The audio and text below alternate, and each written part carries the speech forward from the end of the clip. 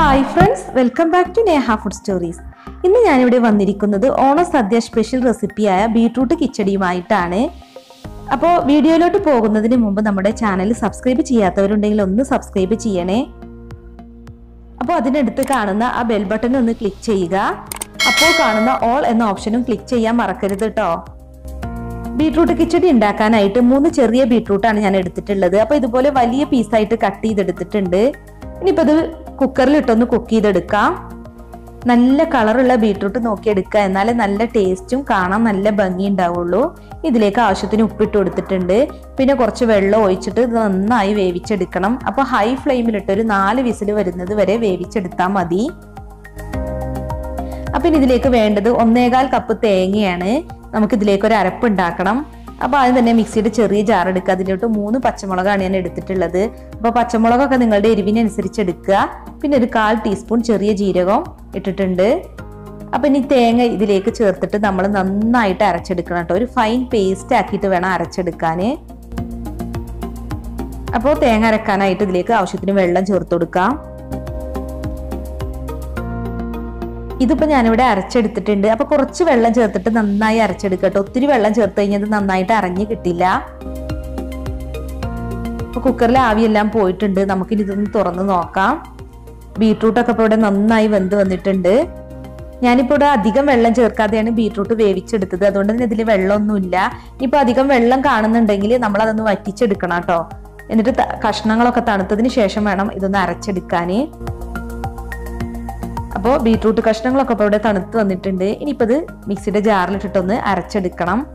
ഒരുപാട് fine paste ആയിട്ട് അരച്ചെടുക്കരുത്, തരിതരിപ്പായിട്ട് വേണം അരച്ചെടുക്കാൻ. അപ്പോൾ ചെറിയ ചെറിയ കഷ്ണങ്ങൾ ഇങ്ങനെ കടിക്കാൻ കിട്ടണം കേട്ടോ, നല്ല ടേസ്റ്റ് ഉണ്ടാവുക. ഞാനിപ്പോൾ ഇത് നല്ല തരിതരിപ്പായിട്ട് തന്നെയാണ് അരച്ചെടുത്തിട്ടുള്ളത്. ഇനിയിപ്പോൾ ഇതൊരു മൺചട്ടിയിലോട്ട് മാറ്റാം. നല്ല കളറുള്ള ബീട്രൂട്ടാണ് ഞാൻ എടുത്തത്, അതുകൊണ്ട് തന്നെ കാണാൻ നല്ല കളറ് കിട്ടിയിട്ടുണ്ട്. ഇനി നമ്മൾ റെഡിയാക്കി വെച്ചിട്ടുള്ള അരപ്പ് ഇതിലോട്ട് ചേർക്കാം.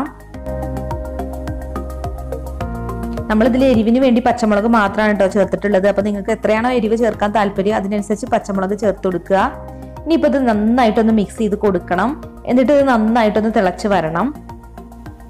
പിന്നെ നിങ്ങൾക്ക് ഇപ്പോൾ ഇത് കുക്കറിൽ വേണമെങ്കിൽ അങ്ങനെയും വേവിച്ചെടുക്കാം കേട്ടോ. ഞാനിപ്പോൾ ഇത് മൺചട്ടിയിലോട്ട് മാറ്റിയെന്നേ ഉള്ളൂ. അപ്പോൾ നമ്മുടെ കിച്ചടി ഇവിടെ തിളച്ച് വന്നിട്ടുണ്ട്. അപ്പോൾ ഒന്ന് മിക്സ് ചെയ്ത് കൊടുക്കാം. അപ്പൊ തേങ്ങയുടെ പച്ചച്ചോവ മാറുന്നത് വരെ ഒന്ന് വേവിച്ചെടുത്താൽ മതി കേട്ടോ. ഇനിയിപ്പോൾ ഇതിലോട്ട് തൈര് ചേർക്കണം. ഞാനിവിടെ 1 കപ്പ് തൈരാണ് ചേർക്കുന്നത്. തൈരിലെ കട്ടയൊക്കെ ഉടച്ചതിന് ശേഷമാണ് കേട്ടോ ചേർക്കുന്നത്. ഞാനിപ്പോൾ ഇവിടെ എടുത്തിട്ടുള്ളത് നല്ല പുളിയുള്ള തൈരാണ്. പുളിയില്ലാത്ത തൈരാണെങ്കിൽ കുറച്ച് കൂടുതൽ തൈരൊക്കെ ചേർക്കേണ്ടി വരും. അപ്പം നല്ല പുളിയുള്ള തൈര് ചേർത്താൽ മാത്രമേ ഇത് നല്ല ടേസ്റ്റ് ഉണ്ടാവുള്ളൂ. പിന്നെ തൈര് ചേർത്ത് കഴിഞ്ഞാൽ പിന്നെ നമ്മൾ അധികം നേരം തിളപ്പിക്കേണ്ട, ജസ്റ്റ് ഒന്ന് ചൂടാക്കി എടുത്താൽ മാത്രം മതി. തൈരിലെ കട്ട ഉടച്ചിട്ട് ചേർക്കണം കേട്ടോ.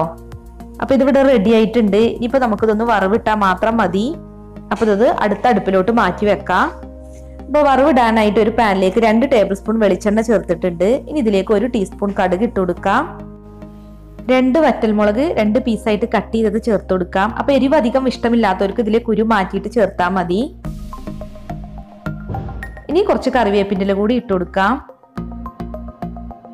ഇത് നന്നായി ഒന്ന് റോസ്റ്റ് ചെയ്തെടുക്കുക കേട്ടോ. അപ്പോൾ നമ്മുടെ വറവ് ഇവിടെ റെഡി ആയിട്ടുണ്ട്. ഇനിയിപ്പോൾ നമുക്കിത് കിച്ചടിയിലോട്ട് ഒഴിച്ചു കൊടുക്കാം. ഇനിയിപ്പോൾ ബീട്രൂട്ട് പച്ചടിയാണ് ഉണ്ടാക്കുന്നതെങ്കിൽ ഒരു 1/4 ടീസ്പൂൺ പച്ചക്കടുക് നമ്മൾ തേങ്ങ അരക്കുന്ന കൂട്ടത്തിൽ അരച്ച് ചേർത്താലും മതി കേട്ടോ. ഇതിപ്പോൾ കിച്ചടി ആയതുകൊണ്ട് കടുക് ചേർക്കുന്നില്ല. അപ്പോൾ നമ്മുടെ നല്ല ടേസ്റ്റി ആയ നല്ല കളർഫുൾ ആയ ബീട്രൂട്ട് കിച്ചടി ഇവിടെ റെഡി ആയിട്ടുണ്ട്. അപ്പോൾ എല്ലാവരും ഒന്ന് ട്രൈ ചെയ്ത് നോക്കിയിട്ട് ഫീഡ്ബാക്ക് ഒക്കെ ഒന്ന് അറിയിക്കണം കേട്ടോ. അപ്പോൾ നിങ്ങൾ ഈ വീഡിയോ കണ്ടിട്ട് ഇഷ്ടമായിട്ടുണ്ടെങ്കിൽ ലൈക്കും ഷെയറും ചെയ്യാൻ മറക്കല്ലേ. അപ്പോൾ നാളെ നല്ലൊരു അടിപൊളി ഓണസദ്യ റെസിപ്പീസുമായി നമുക്ക് വീണ്ടും കാണാം. Thank you.